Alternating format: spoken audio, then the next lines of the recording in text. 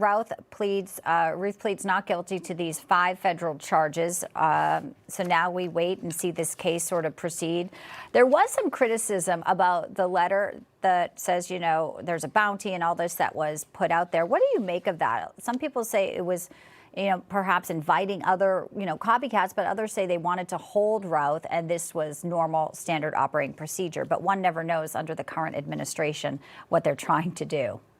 No, that's a good point. And, you know, what I see in this case is that they had to make a judgment call to whether or not to include that. Now, there were other ways to present this evidence to the court, including just an in-camera review where just the judge and the lawyers look at the information, or they could have filed it under seal or redacted it. There were a lot of ways that they could have met the burden to hold him in jail pre-trial and at the same time not put out on the wires across the United States and the world that there is a bounty on Donald Trump's head. I think it's a pretty reckless move by the Department of Justice. I heard Merrick Garland today defend it, suggesting that somehow it was necessary. I think there were other ways to do it that could have met the burden without raising the publicity of this case.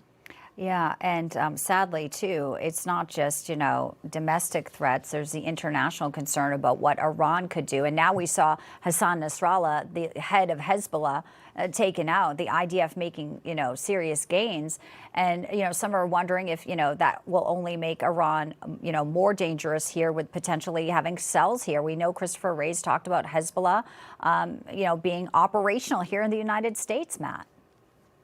Yeah, I think we have a lot of threats from Iranian-backed terror types. It appears that Iran is very willing to spill other people's blood, like Hezbollah and Hamas and the Houthis. And at the same time, I think Iran is very cautious in you know, using their own people and treasure. But at the same time, there is no doubt that in addition to these homegrown assassins, from all appearances, until we learn more about them, you know, Iran is certainly interested in taking Donald Trump out as well. So it's a very difficult threat environment right now to protect Donald Trump. But at the same time, he's got a campaign, and I think he's in a position to win the election in November.